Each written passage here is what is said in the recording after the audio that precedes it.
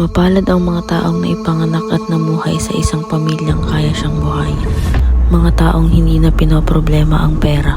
Mga taong hindi na dumaan sa anumang hirap upang magkaroon lamang ng kakaunting pagkain sa kanilang hapagkainan. Isa ang aking pamilya sa mga taong hindi pinalad na maging maunlad sa buhay.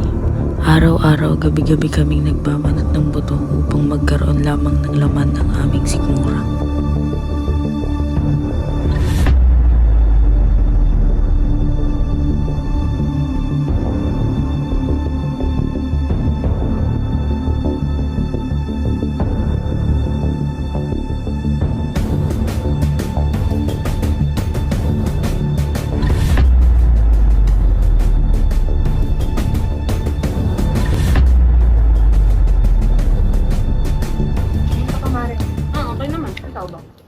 Ito, wala na nga kaming makain eh. Sa dinami-dami pa naman ng utang ko dahil sa sugal.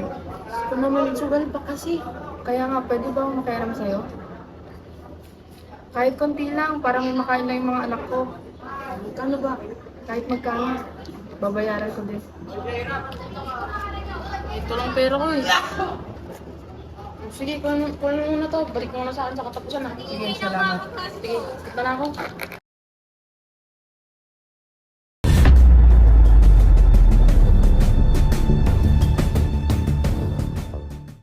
Ay, naku. Oy, babae, wala naman tayong pera. Walang makain ng anak natin. Kapal naman ang mukha mo? Wala ka nang binibigay ng maraming sweldo tapos ganyan pa ugali mo? Saan mo pinupunta lahat ng mga sweldo ko? Sa sugal mo? Eh bakit? Pinaparami ko lang naman ah. Tignan mo yung mga anak natin. Nangdudungis na doon, nangangalakal na lang sa kalye. Aba, edi sana ikaw na nag-alaga sa kanila. Ako nga, iniistorbo mo sa pagsusugal eh. Hindi ka ba marunong? Ikaw kaya magtrabaho ng ilang buwan? O ano, ang liit-liit na nga lang ng sweldo mo eh.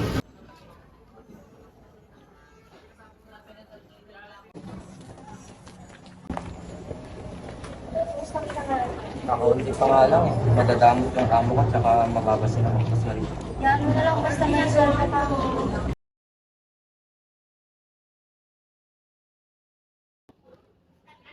Nga pala, kamusta naman sila naman? Kaaway pa rin. Ano naman lagi eh. Sugal pa yung nanay mo. Lagi na lang sila nag-aaway. Sige na, magtrabaho ka na. Nakita ko lang ito kay Aline. Sige, mag-iingat ka.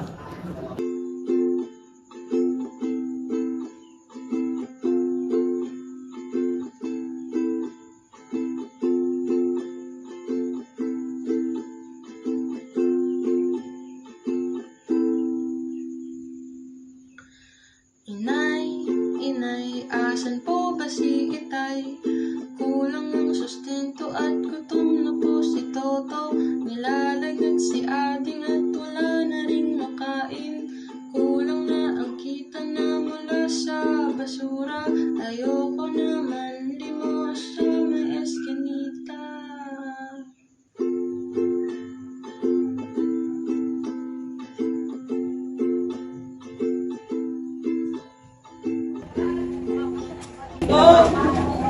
Pagkain ng manok sa kalendarya.